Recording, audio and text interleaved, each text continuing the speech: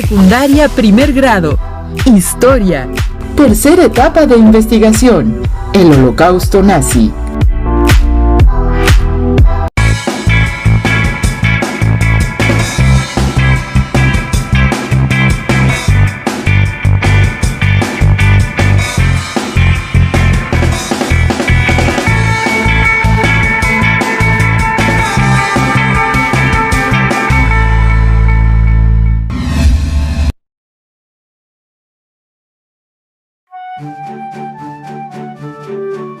Bienvenidas y bienvenidos a una sesión más de Aprende en Casa, nuestra herramienta para completar el ciclo escolar 2020-2021 en el contexto de un modelo híbrido con herramientas de una educación a distancia.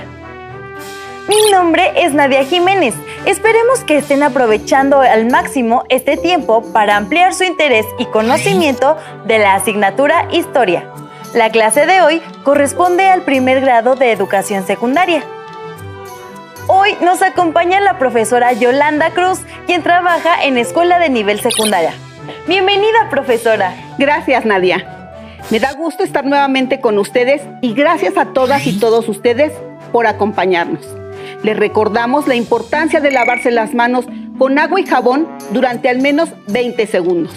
Al salir de casa, no olviden usar correctamente su cubrebocas y usar gel antibacterial porque al cuidarnos a nosotros mismos, cuidamos a quienes nos rodean.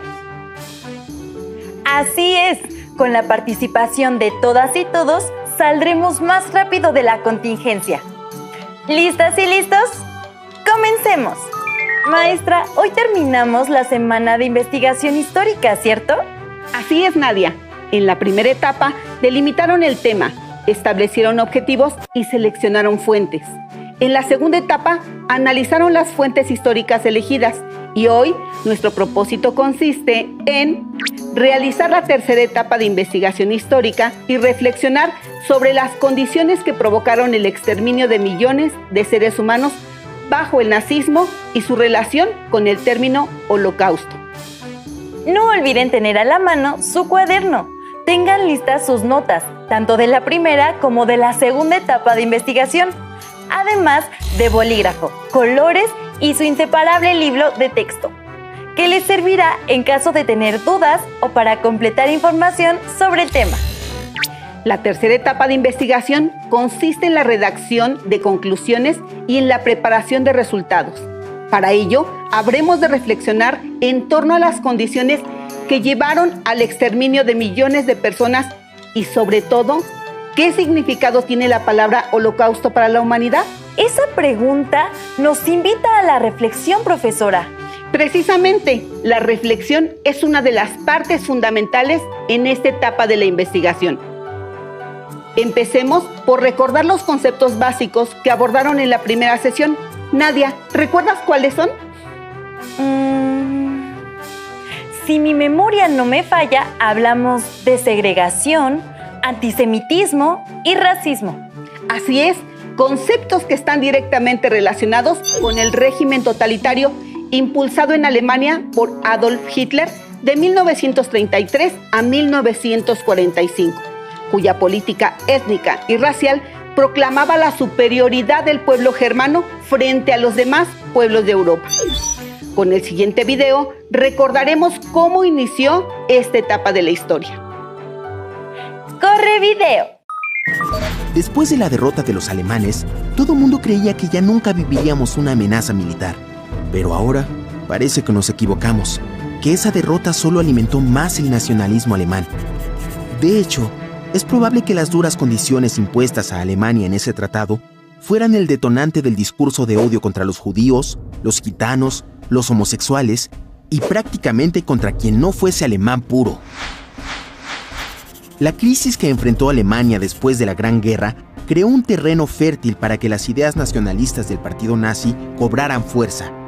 Según estas ideas, Alemania debía recuperar su fuerza militar y reconquistar el continente.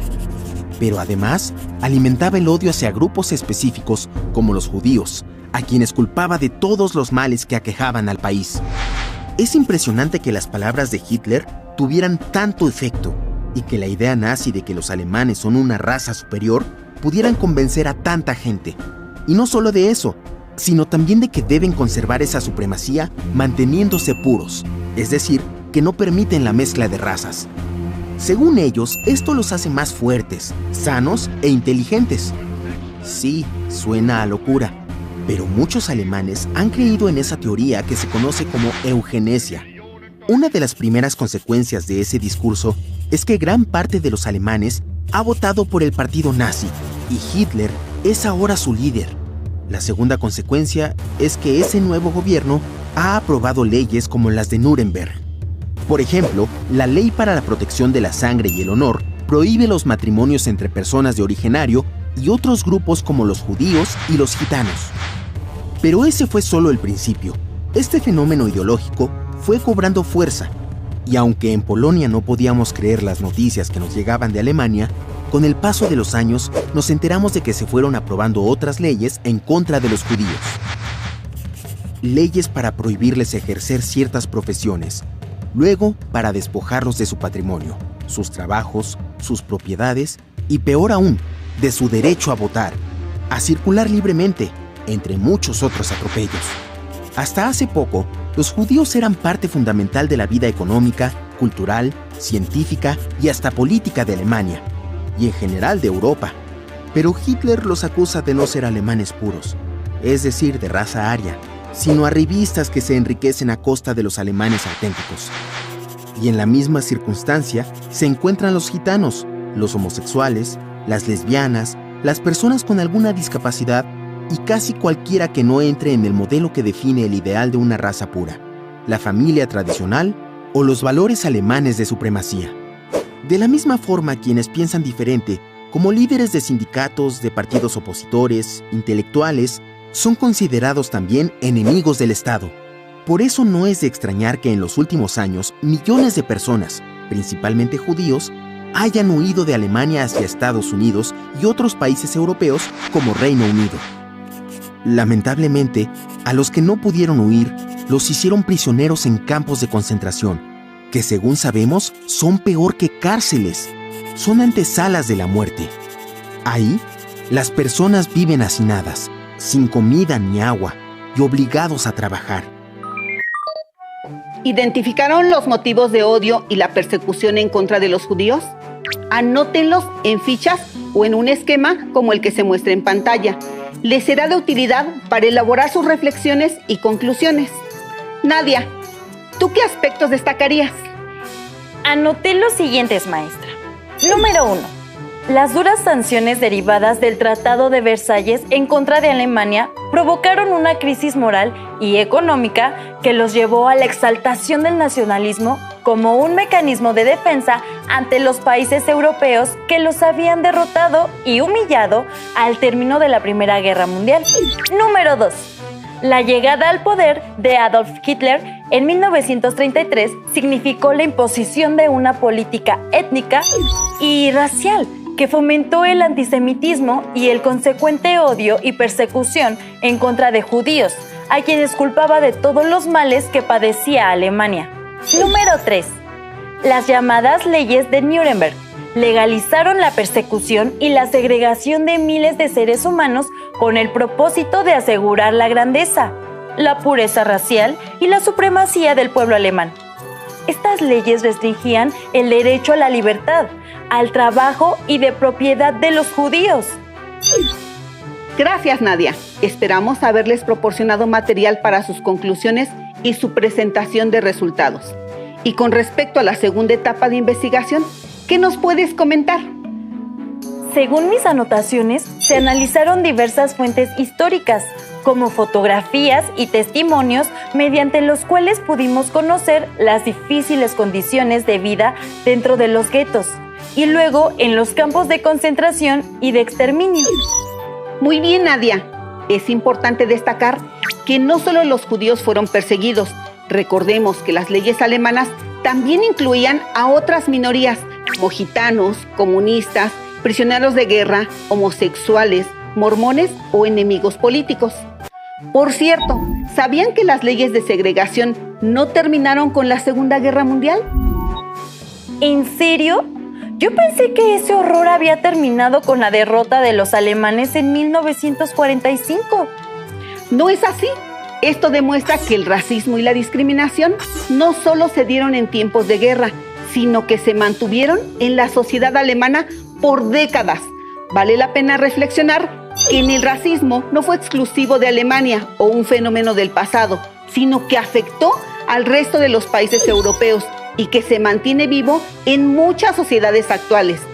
Baste pensar en las personas de color, en los latinos o en los indígenas, quienes siguen siendo discriminados, excluidos y muchas veces asesinados, incluso dentro de su propio país. Bueno, después de esta reflexión, ¿recuerdas qué más analizaron en la segunda etapa? Sí, también revisamos la vida en los campos de concentración y lo que fue la solución final del gobierno nazi en contra de quienes consideraba inferiores. Pero, ¿a qué se referían con la solución final?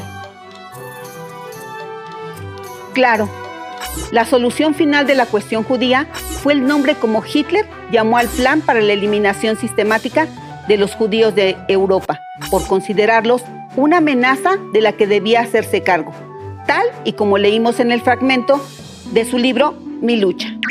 Este plan consideró la creación de campos para concentrar y exterminar a quien consideraba un peligro para la supremacía alemana. En esos campos, las condiciones de vida eran deplorables y motivaron abusos que terminaron en el asesinato de millones de seres humanos, mediante cámaras de gas, de experimentos, de trabajo forzado y de marchas de la muerte. El testimonio de Gerda, que escuchamos la sesión pasada, me impresionó mucho. Así es, Nadia. Los testimonios de cientos de sobrevivientes liberados al final de la guerra se convirtieron en fuentes históricas a través de las cuales conocemos los horrores que vivieron en esos lugares. Vamos a compartirles un video que nos muestra las condiciones que favorecieron el exterminio de millones de seres humanos bajo el régimen nazi y la respuesta judía ante las acciones del nazismo en los territorios ocupados. ¡Corre video! El 22 de julio de 1942, los nazis comenzaron a deportar a Treblinka a más de 300.000 judíos, y por lo que ahora sabemos, eso significaba sufrimiento y muerte. Ante esta terrible realidad, muchos judíos decidimos luchar, enfrentar a los nazis y no rendirnos fácilmente. Para lograrlo, se formaron dos grupos, la Organización Combatiente Judía y la Organización Militar Judía. Necesitábamos armas y municiones. La resistencia polaca nos ayudó porque también querían expulsar a los nazis. E incluso, algunos soldados alemanes que no compartían la ideología nazi desertaron y nos vendieron armas. Muchas de las armas que conseguíamos no estaban en buen estado, pero eso no nos detuvo. Así que empezamos a fabricar nuestras propias armas. Estábamos dispuestos a dar la batalla para evitar que nos siguieran asesinando. Aunque la incertidumbre era una constante, hasta ahora los peores rumores habían resultado ciertos. Por eso, cuando a finales de 1942 la palabra reasentamiento volvió a circular en el gueto, ya no lo dudamos. Los alemanes estaban decididos a exterminar al pueblo judío. En el gueto ya solo quedábamos unas 60.000 personas. ¿Para qué necesitaban llevarse a más judíos sino para matarnos? Por eso, la palabra resistencia comenzó a tomar forma, especialmente entre los más jóvenes. En secreto empezamos a fortificar algunos edificios del gueto, de modo que pudieran ser defendidos desde dentro si ocurría lo peor. Los alemanes sospechaban de nuestra actividad e intentaron tranquilizar el ambiente pegando decretos que aseguraban que no habría más reasentamientos. Para convencernos, permitieron que un delegado de nuestro grupo de trabajo se moviera libremente por la ciudad para comprarnos cosas. Majorek fue el elegido. Los comerciantes polacos nos esperaban a las puertas del gueto ofreciendo todo tipo de mercancías. Pero nuestro delegado, además de comprar comida, era el enlace con la resistencia polaca y se encargaba de introducir armas y municiones dentro de costales de papas. El 14 de enero de 1943, Inesperadamente los alemanes reemprendieron las cacerías humanas, pero ya no solo en el gueto, sino en toda Varsovia. Estaban enojados por sus derrotas en el frente de guerra, y nosotros no podíamos disimular la alegría que eso nos causaba. Pero como consecuencia, durante 3 días, atraparon a gente en las calles y se los llevaron en camiones hacia los campos de concentración. No había tanto tiempo para lamentarnos. Los alemanes volverían, así que como pudimos, construimos refugios con entradas secretas que comunicaban con el sector ario. Todos los polacos, judíos o no judíos, comprendimos que el único camino que teníamos era luchar contra los nazis. Por eso el 19 de abril de 1943, iniciamos un gran levantamiento a pesar de que el ejército alemán nos superaba en número y recursos. Nuestra convicción de luchar por la libertad fue suficiente. Pero entonces los alemanes empezaron a incendiar edificios, y ante eso nada podíamos hacer. Muchos murieron quemados. Algunos se lanzaban por las ventanas para no ser atrapados por los alemanes, hasta que finalmente el 16 de mayo dinamitaron la sinagoga y del gueto solo quedaron escombros. Yo pude sobrevivir y recibí ayuda de algunas familias polacas, pero tuve que vivir escondido. Los más afortunados consiguieron identificaciones falsas, pero la guerra duró todavía más de un año. En 1945, los nazis fueron derrotados. Cuando por fin pude salir a la calle, el paisaje era desolador. Todos los edificios estaban destrozados. Al mirar hacia el gueto, descubrí que los alemanes lo habían aplanado por completo. No quedaban ni ruinas, solo montones de escombros y cenizas. Qué interesante la forma en que los judíos intentaron defenderse de las atrocidades cometidas por los nazis, además de reforzar lo visto en las fases de investigación anteriores. Exactamente. A lo largo de la semana pudimos analizar las condiciones que favorecieron el exterminio de millones de personas. Sí, pero después de ver los videos y de escuchar los testimonios de los sobrevivientes, me surgió una duda. ¿El holocausto judío ha sido el único en la historia de la humanidad? Así que investigué y encontré que no ha sido el único. Hubo otros, por ejemplo, el de Ruanda en 1994 o el del Holodomor ucraniano entre 1932 y 1933, aunque no se les llama holocaustos, sino genocidio. Maestra, ¿nos puede explicar por qué? Muy buena pregunta, Nadia. El término holocausto, cuyo significado se asocia con sacrificio, empezó a ser utilizado por los judíos al finalizar la Segunda Guerra Mundial, para destacar el martirio del que fueron víctimas. Hoy en día, el término holocausto hace referencia a un caso específico de genocidio, el exterminio nazi del pueblo judío, como consecuencia de una política étnica y racial enfocada en la exaltación de la supremacía racial del pueblo germano. El pueblo judío se ha encargado de que lo sucedido no se pierda en el olvido, como muchos otros acontecimientos, por lo que han creado varias iniciativas como la construcción de museos dedicados a preservar la memoria del Holocausto. La finalidad es que las nuevas generaciones tengan presente los horrores del nazismo y de la guerra, a fin de evitar que este tipo de atrocidades se repita, ni con ellos ni con ningún otro pueblo del mundo. ¿En serio? ¿Hay museos sobre el Holocausto? ¿Dónde están? Uno está en Israel y otro en los Estados Unidos de América y el tercero en Argentina. Su importancia radica en mantener en la memoria de todas y todos las consecuencias de la intolerancia, la discriminación y la violencia. A finales de enero de este año, recuerdo haber visto una noticia sobre la conmemoración del Holocausto. ¿Es correcto? Exacto. Como parte de ese recordatorio, se instituyó el 27 de enero como el Día Internacional de la Conmemoración en memoria de las víctimas del Holocausto y coincide con el día en el que liberaron el campo de concentración y de exterminio de Auschwitz, en Polonia. Acompáñenme a escuchar el siguiente video sobre esta conmemoración.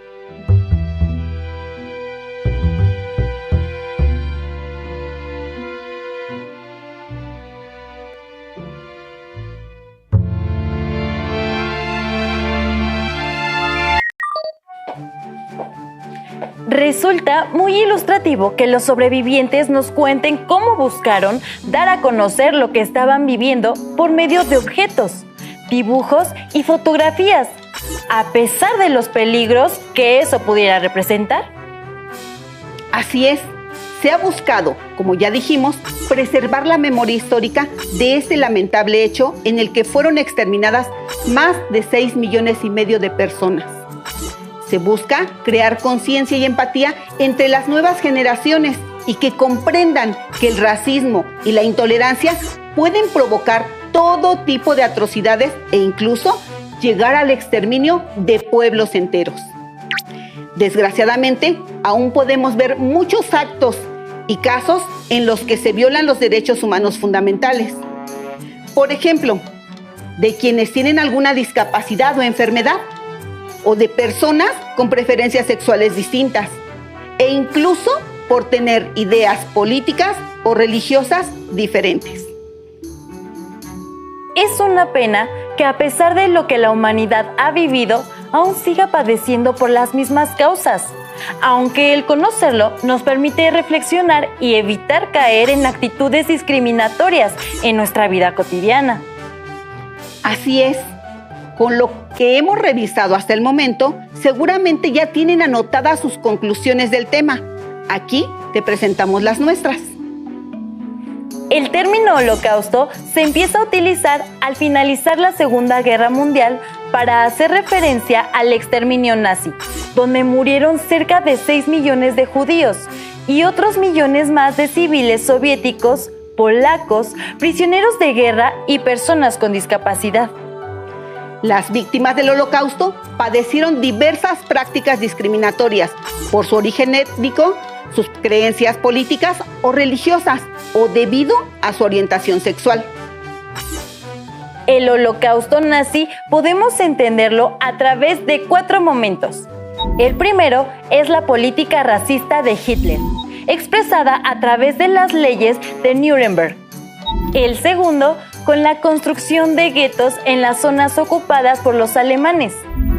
El tercero, con los viajes en tren hasta los campos de concentración. Y finalmente, con los campos de exterminio y marchas de la muerte. La discriminación, el racismo, la intolerancia, la violencia, el abuso de poder y la indiferencia pueden ocasionar hechos tan deplorables como el exterminio judío o de otros pueblos. Por ello, debemos estar atentos para erradicar cualquier tinte de racismo, violencia o discriminación entre nosotros, sea cual sea nuestra condición. Me viene a la mente una frase de Napoleón Bonaparte que dice: aquel que no conoce su historia está condenado a repetirla. Para terminar, les invito a escuchar la historia de otro sobreviviente del Holocausto. Menahem Haberman, nacido en Checoslovaquia en 1927. Número de prisionero A10011. Menahem fue el único de su familia. Eran 8 hermanos que salió con vida de los campos de la muerte. A pesar de su edad, 92 años, mantiene viva su memoria. Recuerda que cuando llegó a Auschwitz, de adolescente fue apartado de la familia y fue llevado a un canal lleno de agua. Ahí le dieron una pala. Teníamos que tirar cenizas al agua. En ese momento no sabía lo que estaba haciendo. Explica. Cuando regresé al campo, se lo pregunté a un anciano, que a su vez me preguntó qué día habíamos llegado al campo. Yo le dije, ayer. Entonces me dijo, 4 horas después de llegar, toda tu familia fue hecha cenizas y echada al canal. Entonces comprendí dónde estaba. Después de escuchar este testimonio y con los elementos que han adquirido a lo largo de la semana, los invito a que redacten sus propias reflexiones y conclusiones en torno al significado que tiene la palabra holocausto para la humanidad. Ahora ya cuentan con los elementos suficientes para presentar sus resultados de la investigación mediante su infografía. Así que manos a la obra. Por si les sirve de guía, aquí les mostramos cómo quedaría nuestra propuesta de infografía. La pueden reproducir para irla respondiendo o bien construir la propia.